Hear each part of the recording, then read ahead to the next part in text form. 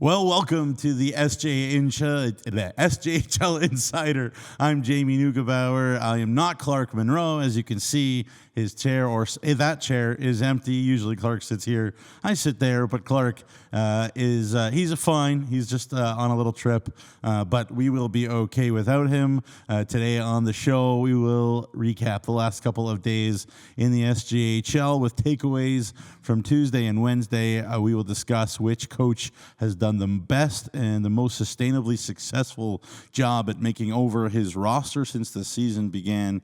And we'll be joined by Marty Martinson, the voice and director of marketing and operations for the Estevan Bruins, in his first year since joining the club after years with the Battleford's North Stars. And I'll explain who we is in a very short second. I'm sure you're all thinking that at home. But first, let's thank our sponsors, without whom we will not be here: Cantera Seeds, Borgo, Capital Auto Mall, SGEU, Sask Lotteries, UPL, Chevrolet, Great Western, Nutrien, RBC, SGSA, the Saskatchewan Government Safety Organization, and of course, all of our shows are presented by UPL. So now let's figure out who we is on this show. We're going to welcome in Rory McGouran, the voice of the Humboldt Broncos. Rory, game last night against the Estevan Bruins. You were at home, so I'm assuming not that late of a night. No, and I haven't even left the press box. Actually, I'm still up. I'm still up here after the Bruins, another underdog victory over the Humboldt Broncos, 5-3. Brought my pillow, my blanket, and I'm still up here. I don't know why you unveiled it to be such a big surprise, like it was the return of the Undertaker or something. But like, oh, I wonder if you can guess who we is, and then it's just me who's here every week. But hey, you know what? Really it's called a dramatic entrance. I'm trying to entertain the folks at home. I really That's appreciate really the that build-up.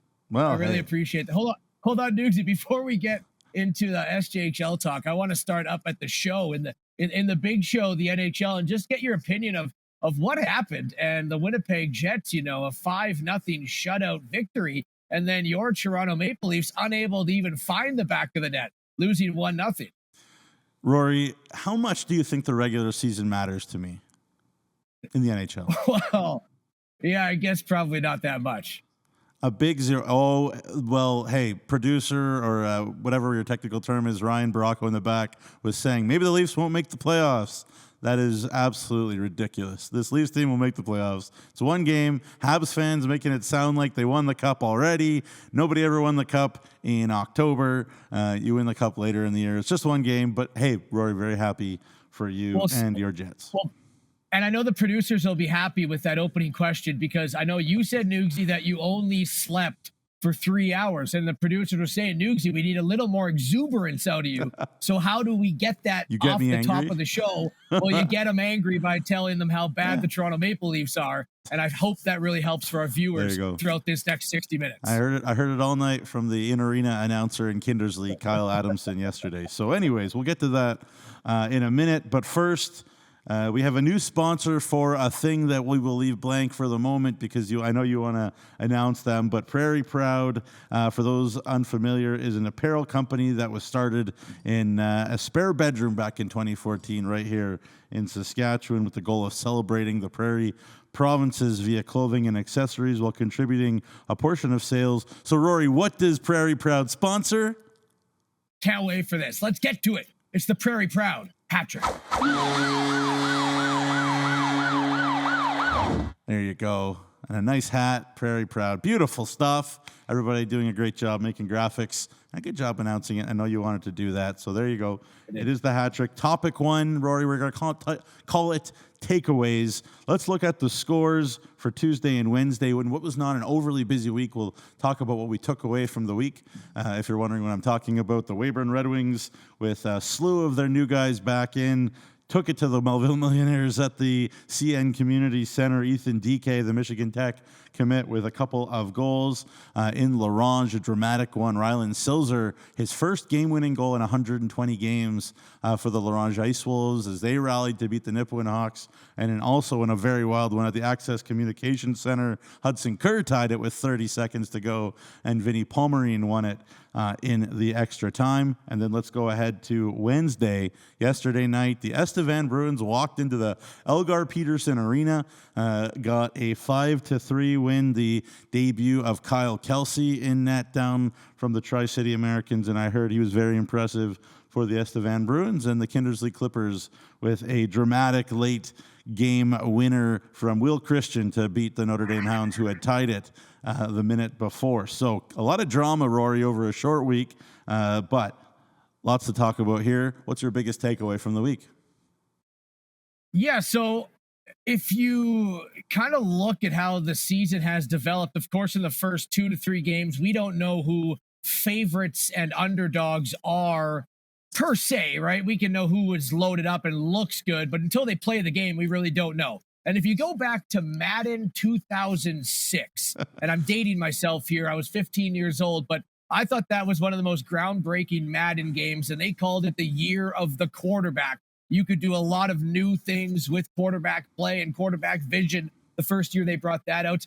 In the SJHL this year, I think it's the year of the underdog. And you got to look at all these teams now that we've had a little bit of a sample size on who people are. You got the Notre Dame Hounds defeating the Battlefords North Stars. You got the Weyburn Red Wings, who, yes, did load up, but defeating who we talked about just on Monday as the best team in the SJHL, 6-2. And then the Estevan Bruins, who we thought might be in a little bit of a slump, still figuring things out. The Humboldt Broncos just defeat the Yorkton Terriers in 3 games in 3 days. And Estevan comes out and picks up a 5-3 victory on the road. So this season now is just cementing the fact that what we talked about in the preseason show, that there is no juggernaut. There is no team that's going to run away with this. And I'm going to call this season, the 24-25 SJHL campaign, the year of the underdog. Well, I mean, it's interesting that you use that word underdog, because I think that there's some teams that would disagree with even that premise that there, are underdogs. I saw a tweet from a different news source that covers the SJHL, the Sports Cage, and they said, upset alert, the Weyburn Red Wings took down the Melville Millionaires. And did we expect the Weyburn Red Wings, Rory, to go into the CN Community Center and win 6-2 over the Melville Millionaires? Probably not, but with the weaponry that Weyburn has now, with the weaponry that Estevan has now, with the pieces that other teams like Notre Dame and LaRange and Nipawin are bringing in, the parity is serious. And to take your point, from the top to the bottom, usually you do see a bigger and bigger goal difference swing between those top teams and the bottom teams, but it's quite tight right now. Only 32 goals, which really isn't that much if you think about it, between first place and 12th place. First place in the league, the Yorkton Terriers in that goal difference category, and the Nipawin Hawks at -18. So that's really not a very big swing. So I guess my takeaway, Rory, would be kind of similar, that, the bottom is coming, if you want to call it that the teams that are started the year with a few losses, it didn't matter at all. It was just kind of continued preseason, and they are working their way up. Yeah, the only team above double-digit goals, goal differential, like a plus double-digit goals for, is the Yorkton Terriers at +14. Everyone else is in single digits in that plus goal differential. It shows the parity. It shows how close these games are. Obviously, we had 2 games on Tuesday go to overtime, LaRange and Nipawin and Notre Dame and Battleford. So these games that, if you do label one as the underdog, are fighting right to the bitter end. And now you're seeing teams in the bottom 4. They know early on, hey, we can't let a slow start get ahead of us, but also this league is a lot closer than it has been in years past. Let's try to bring in a guy. Let's try to fill this hole. Let's try to cement an area that we don't have to worry about, because then we can go on a run. And all of a sudden, you look at the standings, the Kindersley Clippers are a weekend away, right, from being in first place. It's absolutely crazy. And right now they are in fourth place, but a weekend away, and the Kindersley Clippers go from 4th to 1st. So that's how close it is right now in the SJHL. Yeah, it's extremely close. And, let's go right into the second topic, the makeover topic. But before I ask you the question that kind of shapes out the topic, Rory, I want to ask you, what you took away from one of those teams that was really made over, you could say, in the Estevan Bruins. And obviously, Jason Tatarnik talked about wanting to get bigger and more experience on the back end. But what was your sense, I guess, seeing the Bruins live and come into the Elgar Peterson Arena, in a place that's tough to beat, as better than anybody, and take a 5-3 win over the Humboldt Broncos? So look, we got to preface it by prior to this game and all on the talks on the show, you can only go by what you know, right? And the Estevan Bruins were last place in goals for. The Estevan Bruins were last place in power play at 6.9%. The Estevan Bruins were last place in penalty kill. They were 7th place in shots for, 9th place in shots against. Nothing on the stats and what I was able to see with this roster was telling me that this is a team that isn't going to be a faller, which what we predicted them to be in the preseason show. However, you look a little deeper, and what is this team really with 3 returning players? Nobody knows. So now you have to do individual research on who are all of these players that they've brought in. And that's what the 2 days up leading up prep to this Estevan Humboldt game. I'm like, okay, these are some experienced dudes. You got a guy that has, 80 BCHL games, 70 AJHL games. This guy played 80 games in the NCDC, went over to the Null, had half a season there. Like, there's a lot of experience here. So why are they struggling? Well, it's special teams and not being able to put the puck in the net. Why do you struggle on special teams and not being able to put the puck in the net? It's because of camaraderie. It's because of chemistry between the players that the Estevan Bruins just didn't have. I'm no longer worried. I saw what they're able to play. 5-on-5 was a lot closer of a game, but the Estevan Bruins had a solid goaltender. They have a couple defensemen that I really love, especially a guy like Kieran Ronan, big 6'3", 194-pound 20-year-old. And then they got some forwards that can chip in, especially Kent Moores, who I thought jumped off the page last night. And their power play went 3 for 6. Their penalty kill went 4 for 5. So it's just, I wouldn't call it a makeover because they didn't really bring in a ton of people as other teams did. Kelsey is one of the biggest acquisitions, I think, a WHL goaltender with over 70 starts in the dub. But it's maybe a team that just took a little bit longer to get ready for the night, right? Maybe they couldn't find their car keys or they forgot their wallet at home, so they had to loop back and go get it before they got to come out. They just took a little bit longer to get ready. Yeah. And I think the Estevan Bruins, we got to put a little bit more respect on their name than we did before. But when you're last place in almost all the important stat categories, that's really all we can go off of, and they got to be better. They certainly were better on Wednesday. I said, Rory, I've said it 1,000 times, Jason Tatarnic does not rebuild. He just works it out as he goes, calls this guy, calls that guy. And I disagree with you about this makeover notion for the Estevan Bruins. I really think that it's not always about how many guys you bring in. For the Estevan Bruins so far this year, it's about the right guys. They talked about how they felt their young D-core struggled against the Melville Millionaires to start the year and a few other occasions. And then they bring in, you mentioned Kieran Ronan. There's a guy that Jason Tatarnic thinks, maybe is one of, if not the best defenseman in the SJHL.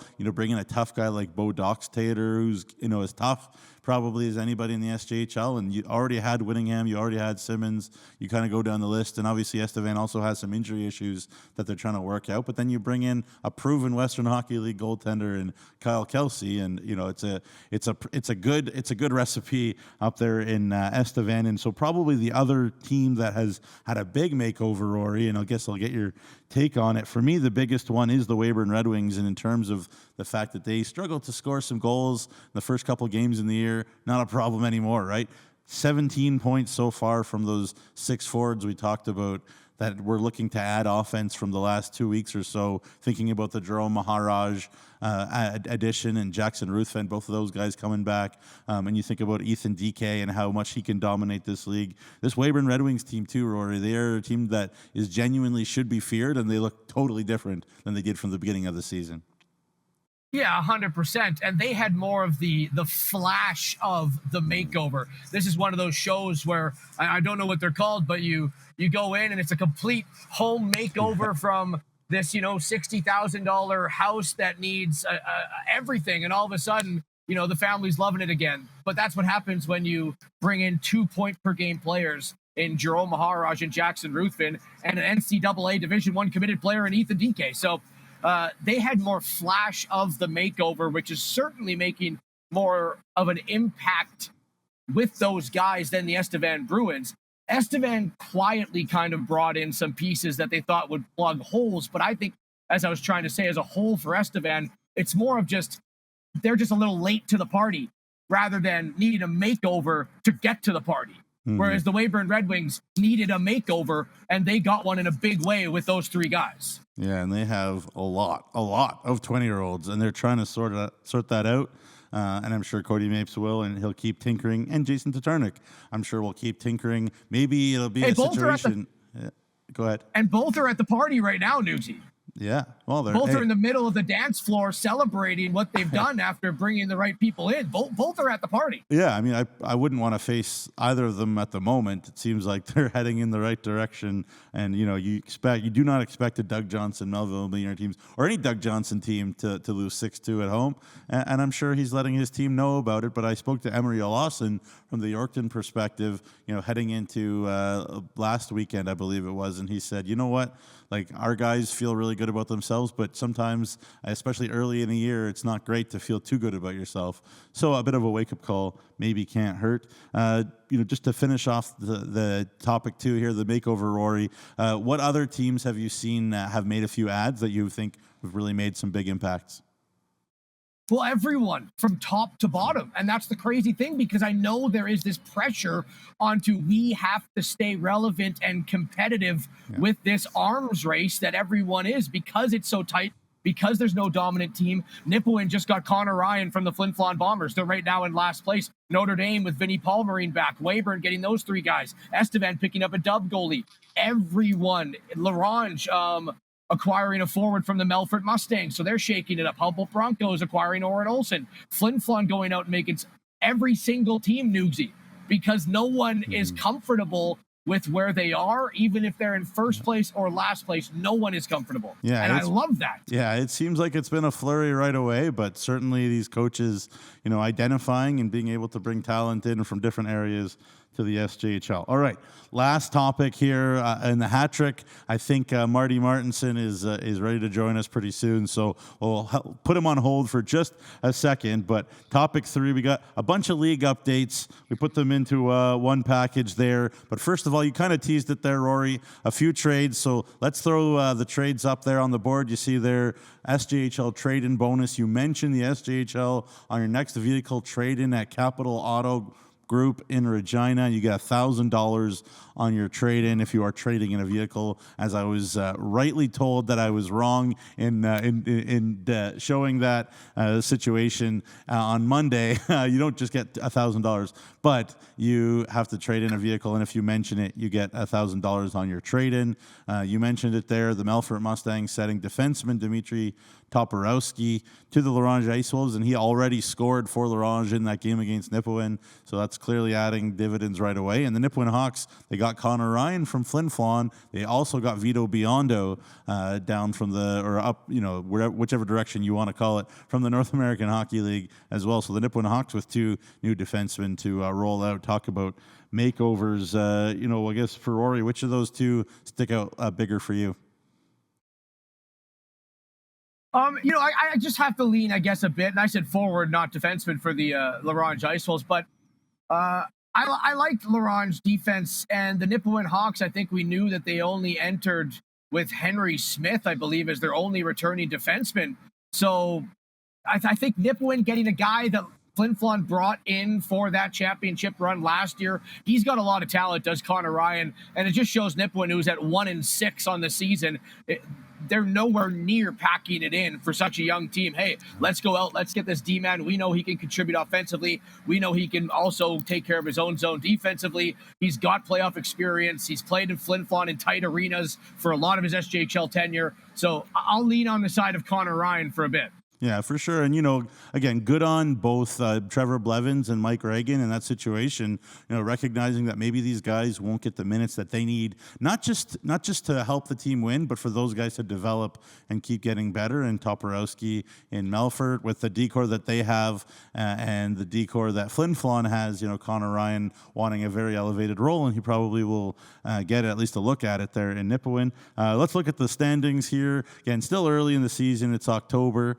But, at the top of the standings, we have the same guys that have been there for a little while here, but nobody's perfect anymore. And that's the way it was expected to go at some point, especially given the parity in the league. The Melville Millionaires still sitting in first. You see Yorkton, Melfort, Kindersley with their big win. Humboldt dropping that game against Estevan, so they dropped down there to fifth. Flin Flon with their loss to Estevan, they're down in sixth. Battlefords, Larange, Estevan, Weyburn, Notre Dame, and Nipawin. You see the standings there. And then let's move forward quickly here to the top scorers as we take a look. And well, hey, that's still the same, right? Caden Drury, Ryan Rothke, Jaron Denoyer, the Viterra division well represented with goals as we thought they would. But Rory, I guess I'll put you on the spot quickly here. Who on that list of 10, is there anybody on that list that maybe sticks out as not surprising because we know that everybody in the SJHL is a good player, but you know that has kind of stuck out and said, hey, like I'm a guy that you should really pay attention to? Yeah, it's Keith Gruner for me, Nugsy, because, you know, last year after being acquired from the AJHL prior to the playoff run, Keith Gruner was sheltered, for lack of a better words, an effective two-way centerman, great in the face-off thought and responsible in his own end, but sheltered behind guys like Justin Lees, Carter Anderson, all of the ammunition that Flin Flon had. And now Keith Gruner coming out this year saying, hey, look at me, 11 points already in the first 16% of the season. I think that's a guy that's what you want out of those players that were, and again, lack of a better word, buried on a deep roster. They can do it when they're called upon up in elevated roles as well. Yeah, I mean, I guess I would use a different word than buried. I would use he was a more of a that's role. why I said lack of a better word. Right, yeah. But yeah. I would use, like, so yeah, for sure. Like, I'm not saying you're trying to chirp him or anything or insult him at all, but he was just a role guy. He was a win a face-off, kill a penalty, chip in on occasion type of a guy when, again, they had all these other guns. Now he's in there, and now he's a very proud member of Team Nukestradamus in fantasy hockey, and I'm sure that is also a big highlight of the season for him. And speaking of highlights, as we conclude the hat trick, let's give the graphic one more shot. Can we give the hat trick another shot here? They're paying attention in the back. Prairie Proud, thank you so much. Very excited. We're going to get some swag, I hear, to wear on the Insider Show and elsewhere as well. So very excited for that. And also very excited, I'm always very excited to hear from the voice. I'm still getting used to this, Rory. I seriously am. The voice of the Estevan Bruins. Marty Martinson's joining the show. Marty, good to see you. Looking trim. How are you, bud? Hey, yeah. Well, first of all, I just want to say a big thanks for having me on here on the program. As you know, I'm a big-time watcher, big-time listener. So always great when I get the chance to catch up with you guys, and doing good here. We just got into Kindersley, and boys are just practicing right now. So I hope it's not too echoey where I am right now, just out in the lobby area. Well, Affinity Place is gorgeous anywhere you go. You know that. And I always say I would probably shred some LBs if I was ever the broadcaster of the Bruins one day. Obviously, I was briefly there. But, you know, if you go onto the show and I end up in Estevan, I'll probably lose some weight because you're just walking forever there. I got to ask you, are you getting used to it, switching in the black and gold for all those years? Now for the black and silver, or pardon me, other way around. You traded in the black and silver for the black and gold. Have you gotten used to it yet? That's right. Well, I mean, you bring up my time in the Battlefords. I spent the last 6 years there prior to coming over to Estevan, as some fans may know. And, you know, those were just awesome 6 years. I mean, best of my professional career, no doubt about that. Like, as far as, you know, job working in broadcasting and things like that. And, you know, nothing but good things to say about them. Always keeping tabs on the North Stars as well. But, you know, it's been fun being here in Estevan as well. You know, my mom's from Mydale, which is about 30 minutes away. I got a lot of family in the area still, and it's a couple hours closer to my hometown in Regina, where you know, my family still is. So yeah, it's been great, and then it's been a fun team to call for too. As we know, a lot of new faces here with this Bruins team this year, so I fit right in that way. And they've really been coming together here, especially over these last couple of games, and it's just been special to be a part of, and it's been fun to call for. Hey, Marty, you know, your last game with the Battlefords, you were here in Humboldt, or last game here in Humboldt with Battlefords. And I forgot to ask you last night, my girlfriend Megan, you know, gave you a Big Turk, the chocolate bar, and you seemed very excited about receiving that, but you had never had one before. So we were just curious, because I was supposed to ask you last night when you were up at the EPA, but I forgot to. Did you enjoy a Big Turk, your very first one?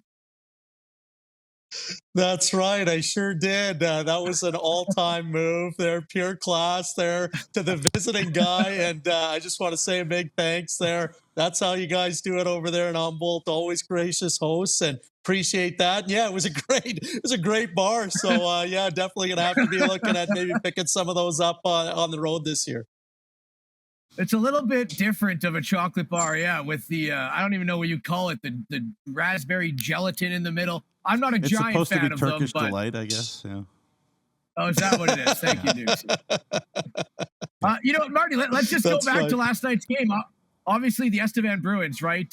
1-3-1 coming in, struggling, I guess you could say, right? Obviously, everyone wants to be better than 2 games under 500. But what did you see last night that maybe the Estevan Bruins didn't do in the first couple games that gave you the sense that this team's on the upward trajectory?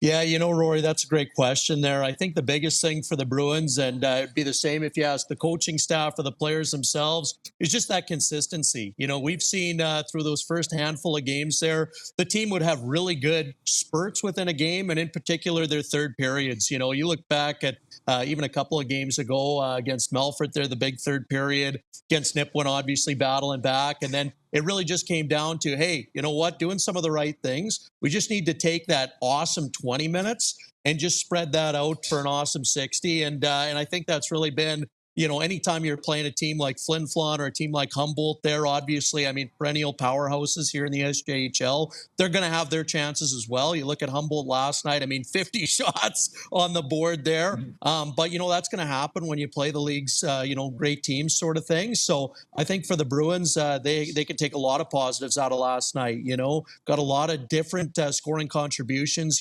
like one guy who's really impressed me from the get-go this season is Kent Moores. He's been unbelievable, and he just had a 2-goal, 3-point night there last night as well, really leading the way. But more than just his point scoring there with the 6 points through 6 games to start the year, just dangerous every time he steps over the boards onto the ice, number 19 there for the Bruins. And but it's not just him either. You look at a guy like Luke Hogan, scored his first career SJHL goal over the weekend there against Flin Flon, and then all of a sudden he's got 2-2 games now, and it's things like that that are fun to see, different guys chipping in every night. You look at Hayden Pym last night. I'm doing a little bit of a write-up on him there as we speak.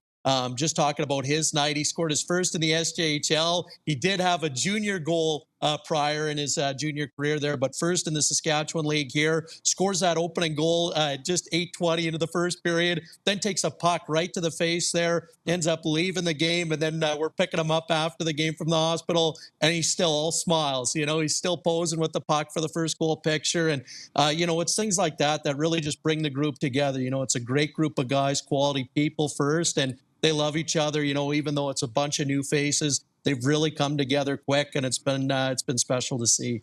Well, I guess you mentioned a couple names there, Marty, but I got to ask you right away quickly. Rory kind of, I hope it's okay that I bring this in, but he saw some similarities between Kent Moores and Kean Bell in terms of, his offensive ability and what he can do. Do you see any similarities there?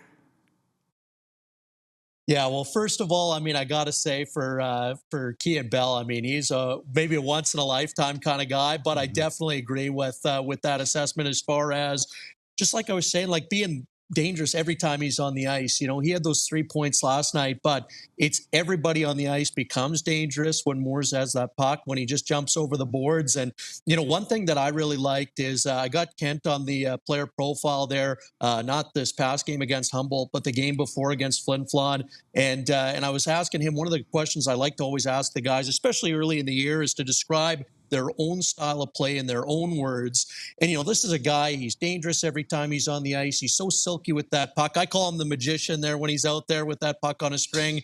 But the first thing out of his mouth was priding himself on that two-way game. He compared his game. He said he likes to play like a Bergeron or a Braden Point, bringing that two-way acumen. Those were his words. And I thought that was really cool, because when you got a guy like that who's so dangerous offensively, and then you saw it again in a game like last night, he's the first guy who's dropping back to the blue line when the D-man's pinching in. He covers up, picks up the puck off an attempted clear, and then he goes defense to offense just so quick. So that's what I think really makes him a special player. And, Yeah, I mean, I'll be the first guy to say I've been a really, really lucky guy here in my now 7 years here in the SJHL. You look back my first year in the Battlefords, you had guys like Cody Spaggard, McGregor Sinclair, Braden Buziak, and the list goes on. And then over the years, the Fletchers and the guys like that, Jake Southgate, Kean Bell, Holden Dole, Tynan Ewert, Josh Cote, and then now I come to Estevan here. I got a guy like Kent Moores and just the list goes on. It's been a really special thing to get another guy like this to call for, and it's been fun. I'll tell you what, never a dull moment there when he's on the ice either.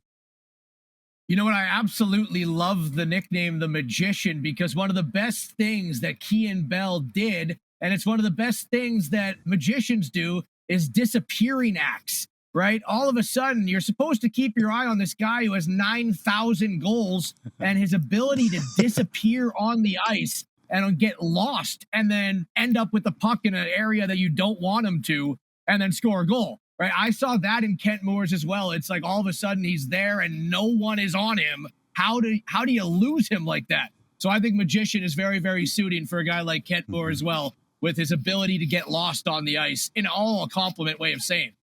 Speaking of Kean Bell, though, you had a great goal call with him. Ring the bell, obviously. I'm wondering, is there a guy on Estevan that you're already kind of circling and trying to figure out that innuendo to say after he scores, like, Carter on right, he's not wrong, he's on right? Or is there a guy that you got already?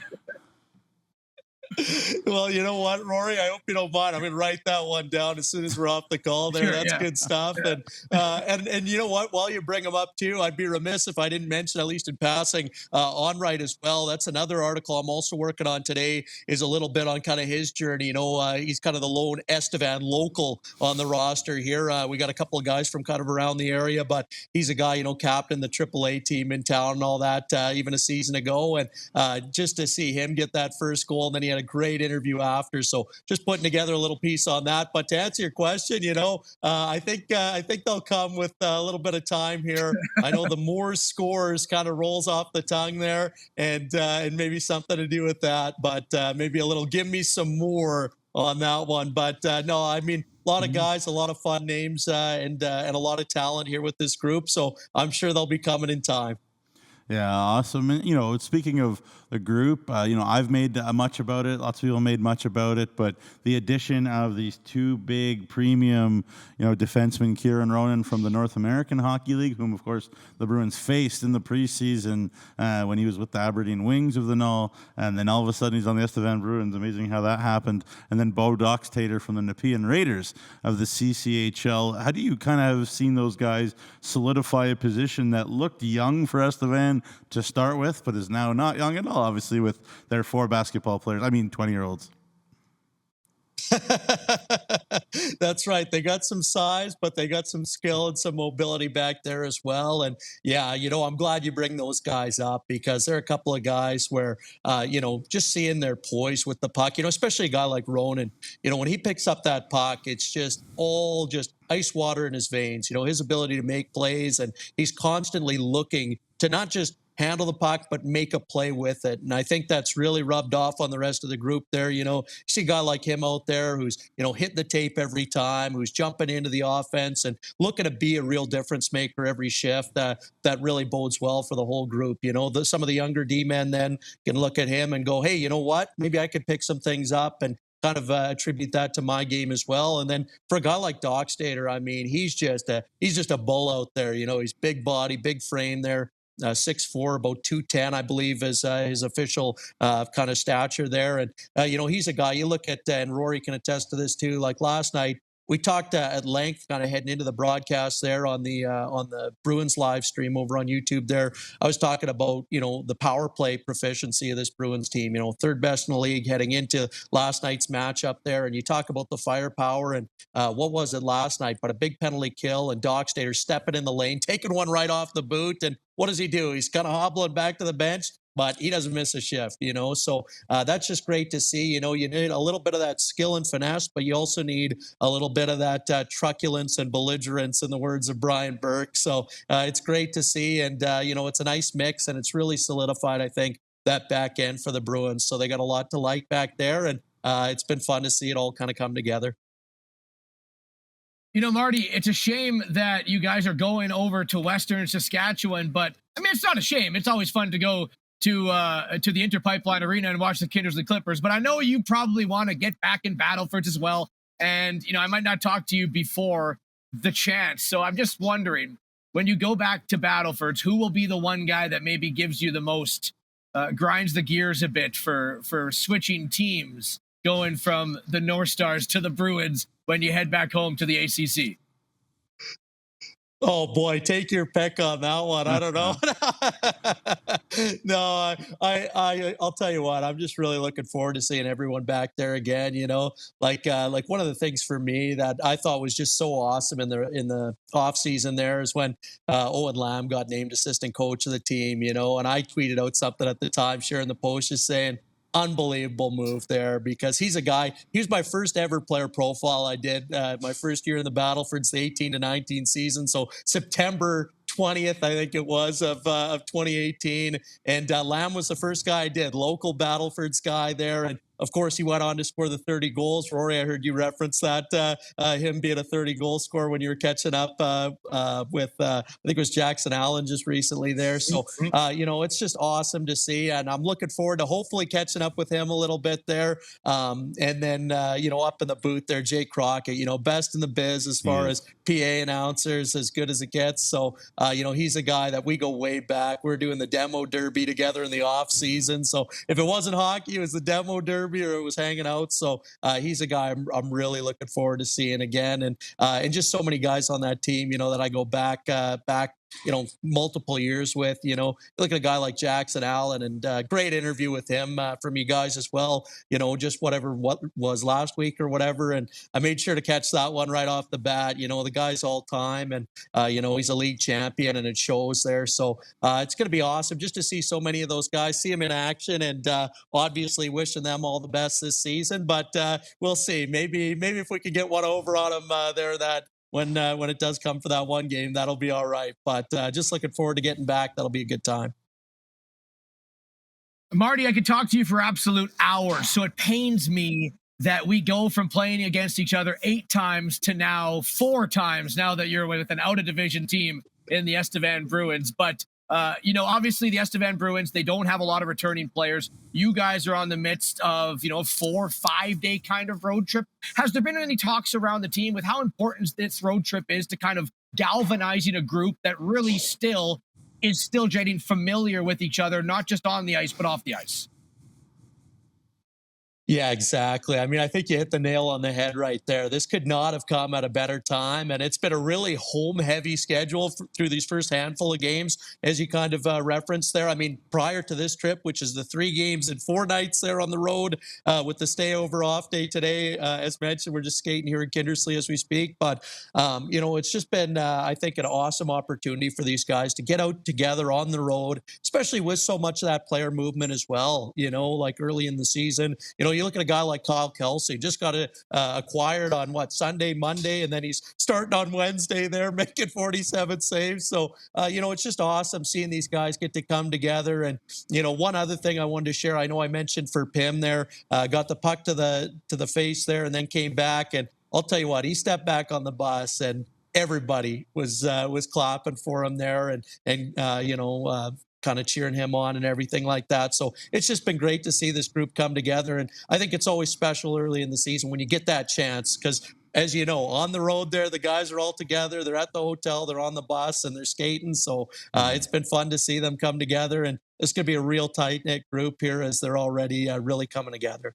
Last one from me, Marty. I definitely echo Rory's sentiment that you're no longer in our division anymore. If you didn't know, Estevan in the Viterra division, Rory's Humboldt Broncos, my Notre Dame Hounds in the Nutrien division.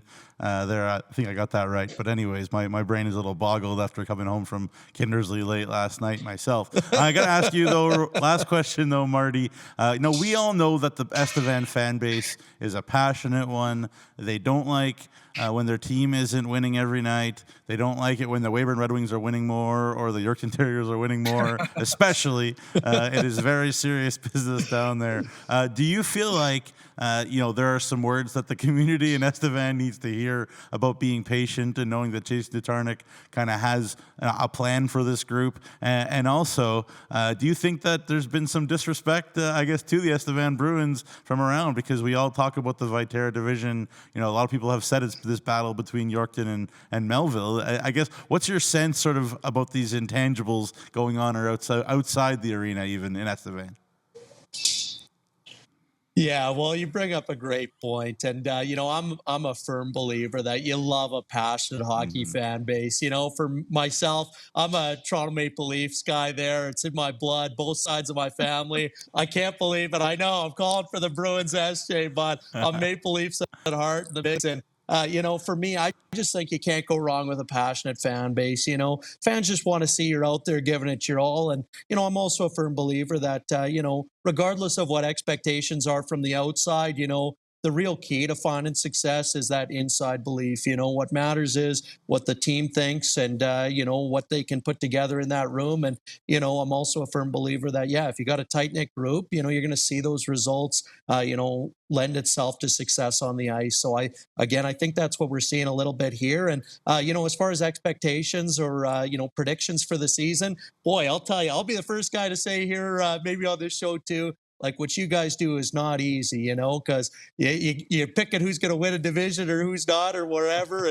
And then everybody else is going, wow, what about my team? Hey, what about these guys? So, I can appreciate that, no doubt about it. But, I just look at it like it doesn't matter, what the predictions are. You control your own fate, your own destiny. And, there's always an opportunity to prove some people wrong as well. And, just prove to yourself what you're capable of. So I think that's always the way you got to approach it. Just go out there, do your best every night and, play to your strengths. And if everybody's bringing their best and pulling the rope, you're going to find some success there, certainly by season's end and over the course of a long season. 56 games is a long time there, so you got some time to work it out and really hit your stride. And I think for this Bruins group, the really exciting part is just they continue to kind of grow and come together as a group, and they're going to find some continued success on throughout the season as a result of that. So love all the interaction as far as fans getting involved. You always want people who care about the team and the community